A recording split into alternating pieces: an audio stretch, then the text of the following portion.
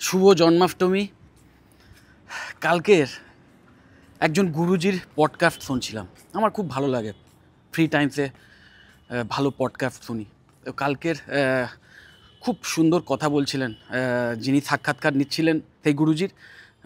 ওনাকে একটা প্রশ্ন করলেন যে গুরুজি, কর্ম বড় নাকি ধর্ম বড়?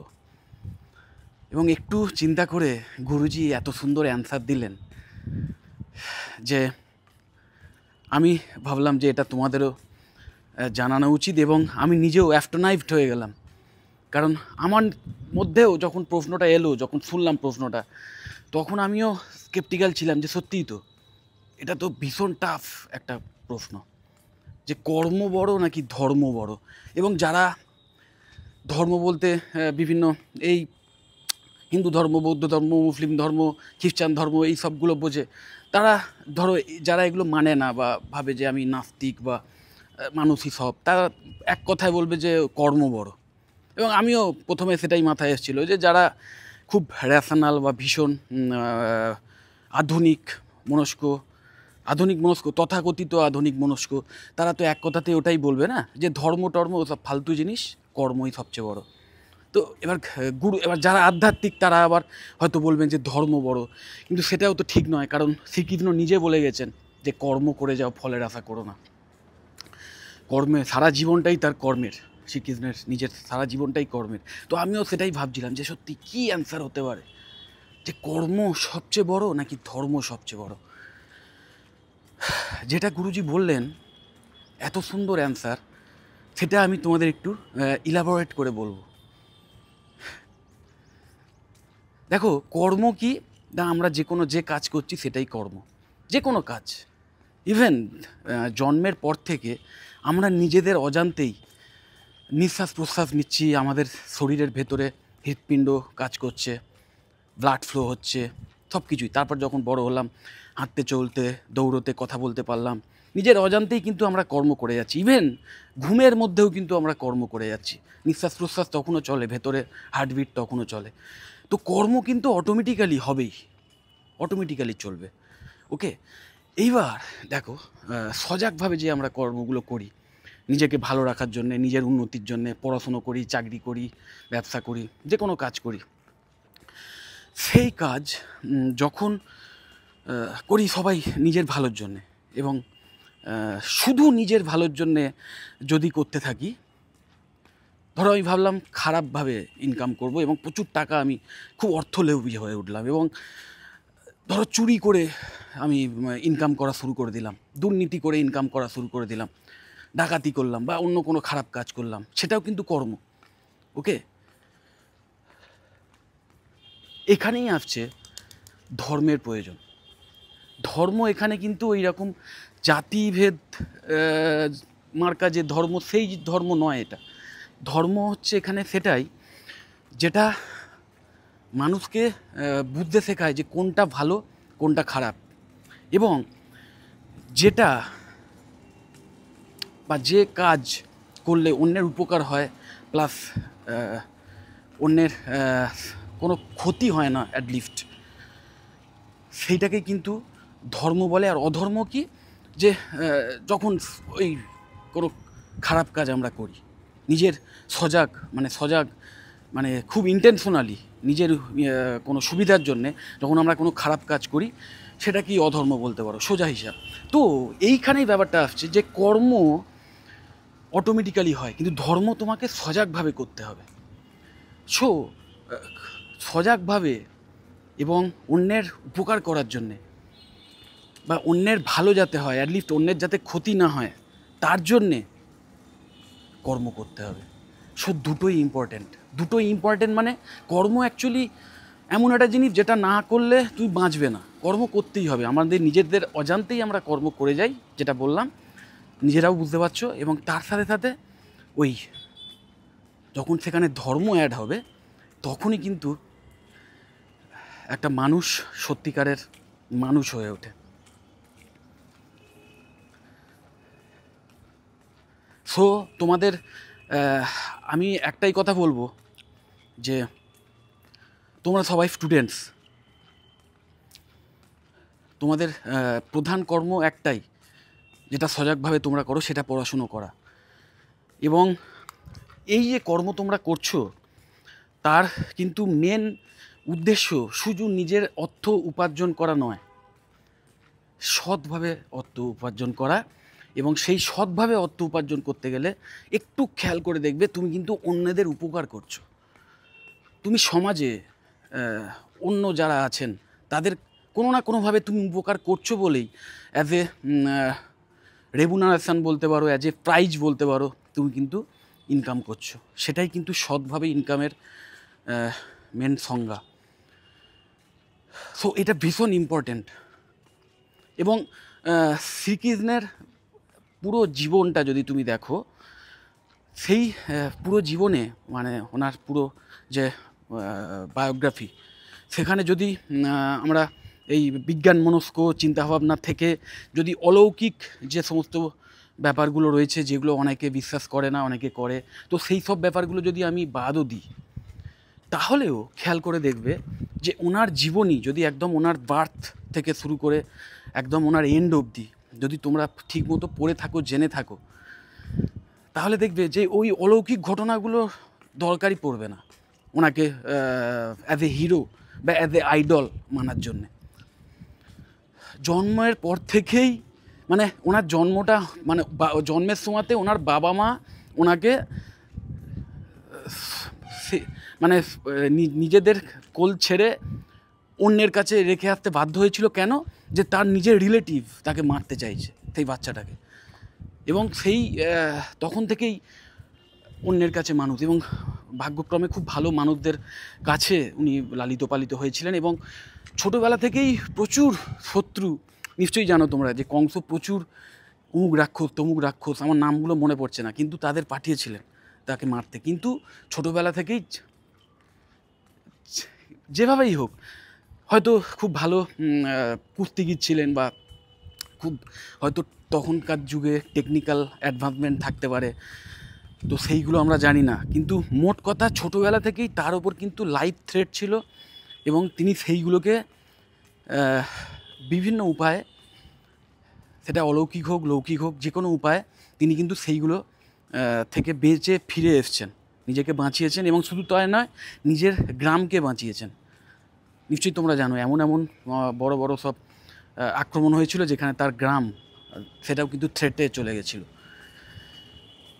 তো সেই মানে ওনার ছোটোবেলা থেকে জীবনটাই কিন্তু আমরা অনেকে ভাবি যে দূর ওই সব ফালতু জিনিস, ওরা তো একদম সেই মুখে সোনার চামচ নিয়ে জন্মেছে, তা নয়। খেয়াল করে দেখো যে ওনার চেয়ে বেশি অ্যাডভার্স কন্ডিশানে খুব কম মানুষই থেকেছেন, এবং তিনি সেই সবগুলো কিন্তু খুব হাসি মুখে এবং সুন্দরভাবে সেগুলোকে ওভারকাম করেছেন। অ্যাজ এ ম্যান যদি তাকে আমরা ভাবি, দেবতা যখন মানুষ হিসেবে অবতার নেয়, ওকে, তো তাকে ম্যান হিসেবে দেখাই উচিত। তো সেই হিসেবে আমি বলছি, অ্যাজ এ ম্যান যদি তুমি দেখো, তিনি কিন্তু তার তো অলৌকিক ক্ষমতা ছিল, যদি ধরেও নি সেটাকে, তা সত্ত্বেও তিনি তো ইচ্ছে করলে একটা তুড়ি মেরে সব কিছু ধ্বংস করে দিতে পারতেন, ওনার যা ক্ষমতা ছিল। কারণ উনি নারায়ণের অবতার এবং কমপ্লিট অবতার। ওনার মধ্যে সমস্ত মায়াবী শক্তি বা সমস্ত যে অলৌকিক শক্তি সবই ছিল, এবং উনি এই বিশ্বের রক্ষাকর্তা, তো মহাবিশ্বের অ্যাকচুয়ালি। তো যাই হোক, তিনি ইচ্ছে করলে একটা তুড়ি মেরে সব কিছু উড়িয়ে দিতে পারতেন, তাও নয়, তিনি সেটা করেননি। কিন্তু তিনি as a man, as a human কাজ করে নিজের ক্ষমতায় খেটে তিনি এইগুলো সমস্ত প্রবলেমগুলো, শুধু নিজের যে প্রবলেমগুলো সেগুলোকেই যে উনি ওভারকাম করেছেন তা নয়, তার সাথে সাথে যারা আছেন তার কাছে মানুষ, ভালো মানুষ, তাদেরকে তিনি হেল্প করেছেন। পাণ্ডবদের কথা বলছি, পাণ্ডবদের জীবনীটাও যদি তুমি দেখো, সেখানেও কিন্তু আলটিমেটলি তাদের ওপর যে একটা ভয়ঙ্কর অন্যায় হয়েছিল, এটা তো অস্বীকার করার কিছু নেই। এবং যে মানে তাদের বিপরীতে যারা ছিল, দুর্যোধন থেকে শুরু করে দুঃশাসন, তারা যে শুধু ওই সৎ নয়, মানে কাজিনদের উপর একটা হিংসা থেকে এই সবগুলো করছিল, এবং তার জন্যই এই যুদ্ধ হয়েছিল তা নয়। কিন্তু দুর্যোধন, দুঃশাসন, এদের যদি ঠিকমতো এগুলো পড়ো, ওরা কিন্তু অ্যাকচুয়ালি ভীষণ অত্যাচারী ছিল, প্রজাদের ওপরও ভীষণ অত্যাচার করতো। ভয়ঙ্কর অত্যাচার করতো, ভয়ঙ্কর রাজাদের পুত্র হিসেবে ছিল, রাজপুত্র। তো এইরকম রাজা যদি মানে এরকম রাজপুত্র যদি সিংহাসনে বসে, তাহলে সে যে কত ভয়ঙ্কর হয়ে উঠতে পারতো বুঝতে পারছো। তো সেই দুষ্টকে দমন করার জন্যেই কিন্তু শ্রীকৃষ্ণ পাণ্ডবদের হেল্প করেছিল, কারণ উনি বুঝেছিলেন যে এরা ভালো, এদের মধ্যে যদি কেউ রাজা হয় যুধিষ্ঠির, তাহলে প্রজারা ন্যায় পাবে, শান্তি থাকবে, প্রজারা ভালো থাকবেন। আর এরা যদি রাজা হয়ে যায় সব কিছু শেষ হয়ে যাবে। তো সেই জন্যেই কিন্তু উনি পাণ্ডবদের পক্ষ নিয়েছিলেন।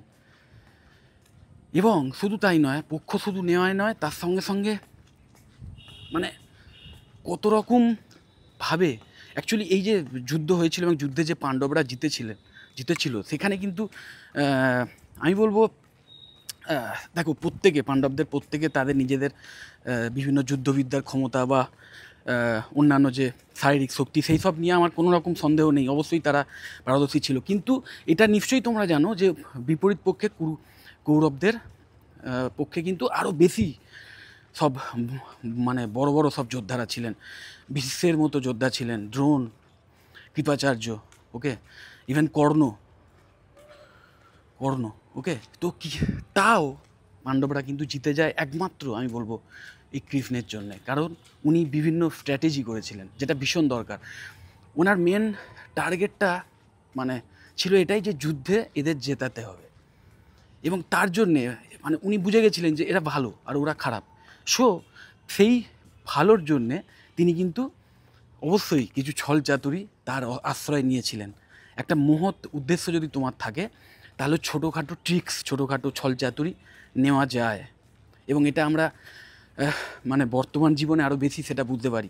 খুব আমি যে কারণে মানে কৃষ্ণের জীবনের প্রতি ভীষণ অ্যাট্রাক্টেড, ওনাকে আইডল হিসেবে মানি এই কারণেই যে উনি শুধু ওই নর্মালি ভালো ভালো ভালো ভালো এরম করেননি। উনি যেটা নেয় সেটাকে প্রতিষ্ঠা করার জন্যে যেটা করা দরকার, কখনো কখনো খারাপ কাজও করেছেন, আবার ভালো কাজও করেছেন, যেটা দরকার ন্যায়কে প্রতিষ্ঠা করার জন্যে, এটাই কিন্তু দরকার। এবং মানে এই যে অহিংসা পরম ধর্ম, নিশ্চয়ই জানো, অবশ্যই অহিংসা পরম ধর্ম, কিন্তু সেই ধর্ম যখন বিপদে পড়ে যায়, ধর্ম বিপদে পড়ছে মানে কোনো জাতি বিপদে পড়ার কথা বলছি না, মানে যখন ভালো কাজ করা মানুষ যারা, তাদের যখন কোনো ক্ষতি হয়, যখন অধর্মের প্রভাব বাড়ে, যারা অধর্ম বেশি করছে তাদের যখন প্রভাব বাড়ে, তখন সেই ধর্মকে রক্ষা করার জন্যে হিংসার আশ্রয় নিতে হবে।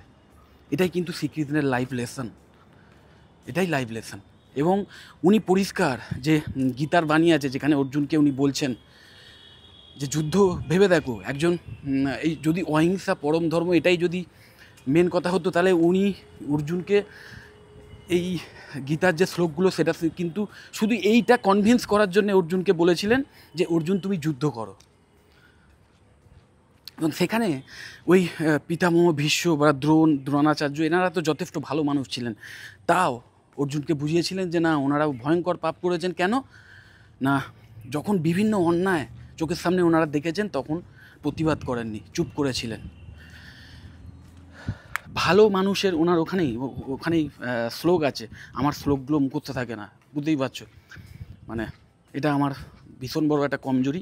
তো যাই হোক, সেখানে পরিষ্কার তিনি বলছেন একটা জায়গায় যে অর্জুন, ভালো মানুষ, এই খারাপ মানুষরা খারাপ কাজ করবেই, সেটা তো অবশ্যই ভয়ঙ্কর, কিন্তু তার চেয়েও ভয়ঙ্কর যখন ভালো মানুষেরা সেই চোখের সামনে খারাপ জিনিস দেখেও বা কোনো অন্যের ওপর অত্যাচার দেখেও চুপ করে থাকবে, এবং যে সেটা কিন্তু ভয়ঙ্কর অপরাধ। সেই অপরাধ কিন্তু এই ভীষ্ম বলো, দ্রোণাচার্য বলো, এনারা করেছিলেন, প্লাস কর্ণও করেছিল। কর্ণ কিন্তু নিশ্চয়ই জানো দানবীর, প্রচুর ভালো গুণ ছিল, প্রচুর। যেমন মানে উনি যে শুধু অস্ত্রে একদম সেরা ছিলেন, অস্ত্রবিদ্যায় সেরা ছিলেন তা নয়, বড় ধনুর্ধর ছিলেন তা নয়, ভীষণ ভালো মনের মানুষ ছিলেন, নিজের সমস্ত কিছু প্রতিদিন দান করে দিতেন, নিশ্চয়ই জানো তোমরা। ইভেন যখন কবচকুণ্ডলটা চাইতে এসেছিল একজন ব্রাহ্মণের বেশে, তখনও কিন্তু সেটা নিজের শরীর থেকে খুলে দিয়ে দিয়েছিলেন যে কতটা ভালো মনের মানুষ হলে তবে এটা করা যায়। কিন্তু তাও উনি ভয়ঙ্কর পাপের অধিকারের কারণটা কি না, অনলি খারাপ সঙ্গ, যে দুর্যোধনকে কোনো কারণে কোনো কারণে মানে নিশ্চয়ই সেটা আমরা জানি সবাই যে যেহেতু দুর্যোধন ওনাকে যখন উনি হিউমিলিয়েট হচ্ছিলেন কর্ণ, তখন তাকে সম্মান জানিয়েছিল দুর্যোধন এবং তাকে রাজ্য দান করেছিল। তার চেয়েও বড় কথা, রাজ্য দানের চেয়েও বড় কথা যেটা, সেটা হচ্ছে সম্মান প্রদান করেছিলেন। কর্ণ হিউমিলিয়েট হচ্ছিল, তখন দুর্যোধন তাকে সম্মান, এই একটা কারণে এতটাই কৃতজ্ঞ এতটাই হয়ে গেলেন যে তাকে মানে মানে ওই বচন দিয়ে দিয়েছিলেন আর কি, ওকে, যে প্রমিস করে ফেলেছিলেন যে আমি তোমাকে তোমার বন্ধু আছি এবং তোমাকে শেষ জীবন অবধি আমি রক্ষা করে যাব। এবং এই বচনের জন্যেই কিন্তু অনেক এই কৃতজ্ঞতা বলো বা এই যে একটা কথা বলেছি বলে সেটাকে ধরে রাখা, এটার জন্যে কিন্তু অনেক ভালো লোক তারাও কিন্তু পাপের অধিকারী হয়েছিলেন এবং তাদের বিনাশ ঘটেছিল। এখানে কৃষ্ণের পরিষ্কার কথা বক্তব্য আছে যে কৃতজ্ঞ কারোর প্রতি এতটাও হওয়া উচিত নয় যেখানে তুমি ধর্ম অধর্মের পার্থক্য ভুলে যাবে। সোজা কথায় সবচেয়ে ওপরে হচ্ছে ধর্ম, ভালো কাজ। গুপি গাইন বাঘা বাইন না, তারপরের পার্ট যেটা হীরক রাজার দেশে, সেই পালিয়ে যাওয়া শিক্ষক সৌমিত্র যেখানে রোল করেছিলেন, যখন লুকিয়েছিল সেই সৌমিত্র, তখন গুপি বাঘা জিজ্ঞেস করছে তুমি ভালো লোক না খারাপ, সৌমিত্র ওদের দুজনকে গুপি বাঘাকে জিজ্ঞেস করছে যে তোমরা ভালো দলে, তো তোমরা কার দলে, রাজার দলে নাকি কি অমুক তমুক। এবার গুপি বাঘা জানে না যে কে রাজা কে বা সামনে যে আছে সে ভালো লোক কি খারাপ। তারা সরল মনে একটাই অ্যান্সার দিল যে আমরা ভালোর দলে। গুপি বাঘা বলেছিল যে আমরা ভালোর দলে। দ্যাটস দ্য মেন অ্যান্সার ধর্মের। ভালোর দলে থাকতে হবে। ভালো মানে কি, যেটায় অন্যের কারো ক্ষতি না হয়, যে কাজে অন্যের ক্ষতি হবে না, উল্টে অন্যের উপকার হবে। সোজা কথা, খুব সিম্পল, ভেরি সিম্পল, কিন্তু সেটা পালন করা সবচেয়ে টাফ।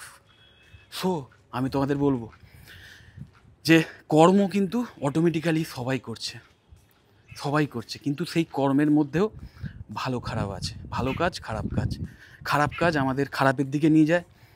আর এটা কিন্তু ঘটনা যে খারাপ কাজ কিন্তু আলটিমেটলি তার পরিণতি খারাপ হবেই ধরে নিতে পারো। হয়তো কারোর ডিলে হয়, কারোর আগে হয়, তার জন্যে বিভিন্ন ধার্মিক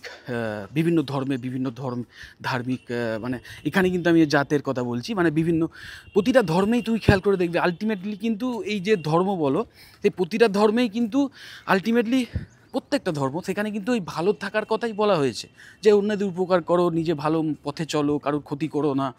প্রত্যেকটা ধর্মে, হিন্দু, মুসলিম, বৌদ্ধ, খ্রিস্টান, জৈন, সমস্ত ধর্মে, কোনো ধর্মে কি বলা আছে যে অন্যের ক্ষতি করো, নিজের উপকার করো, শুধু অন্যের ক্ষতি করে? প্রত্যেকটা ধর্মে কিন্তু মেন বক্তব্য এটাই, যে ভালো হও, ভালোভাবে থাকো, অন্যকে ভালো রাখো, অন্যের বিপদে আপদে ঝাঁপিয়ে পড়ো, অন্যকে রক্ষা করো, সোজা হিসাব। তো এটাই কিন্তু ধর্ম।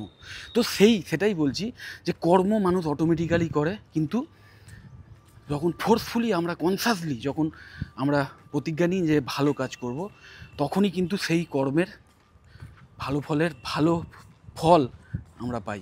তো ফল কিন্তু মনে রাখবে, খারাপ কাজ করলে যেমন এক সময় খারাপ কাজের ফল পাবেই, শাস্তি, ঠিক সেরকম ভালো কাজ করে গেলে এক সময় তারও ফল পাওয়া যায়। সেটা হচ্ছে শান্তি, হ্যাপিনেস। কত টাকা ইনকাম করবে, কত বড় বাড়ি করতে পারবে, গাড়ি করতে পারবে, তার কথা বলছি না, সেটা কিন্তু মেন জিনিস নয়, সাফল্যের মেন জিনিস নয়। খুব সিম্পলিস্টিক যদি বলো, ভাবো কথাটা, আমি ধরে নিলাম যে তোমরা হয়তো অনেকে শুনে বলবে যে স্যার ভালো কাজ করেও অনেকে গরিব থাকে, অনেকে সেরকম কিছু করতে পারে না, কত লোক খারাপ কাজ করে গাড়ি বাড়ি করে নিচ্ছে, শান্তি থাকে না। যে লোকটা ভালো কাজ করছে তার মধ্যে আনন্দ থাকে, তার মধ্যে শান্তি থাকে, এবং সে এমনিতেই তার লোভকে জয় করেছে, সে এমনিতেই তার অতিরিক্ত যে চাহিদা সেটা থেকে বেরিয়ে এসছে, সেই জন্য সে হ্যাপি। আর যে লোকটা খারাপ কাজ করে প্রচুর অর্থ করেছে, তার মনে সবসময় ভয় যে যদি ধরা পড়ে যাই, বা যদি আরও কাউকে ক্ষতি করতে হবে, মনের মধ্যে সবসময় কুটিল চিন্তাভাবনা তো করছে, বা অমুকের ক্ষতি করে এই করেছি, সে আবার আমার ক্ষতি করবে না তো, এই সমস্ত চিন্তাভাবনা করে। তো মেন জিনিস এটাই যে ভালো থাকো, ভালোভাবে কাজ করো। তোমরা স্টুডেন্ট, তোমাদের কাজ হচ্ছে ভালোভাবে পড়াশুনো করে নিজেকে এমনভাবে তৈরি করা, নিজের স্কিল সেট, নিজের নলেজ নিয়ে নিজেকে এমনভাবে তৈরি করা যাতে তোমরাও ভবিষ্যতে যখন প্রফেশনে যাবে, চাকরি করবে, ব্যবসা করবে, বা অন্য কোনো প্রফেশনে যাবে, তখন অন্যদের ভালো করে সৎ উপায়ে উপার্জন করতে পারো। যাই হোক, আজকের জন্মাষ্টমী সবাই খুব ভালোভাবে এনজয় করো এবং অবশ্যই নিজের যে সাফল্য, নিজের যে প্রকৃত সাফল্য সেটাকে চিনে সেই পথে এগিয়ে যাও। টাটা।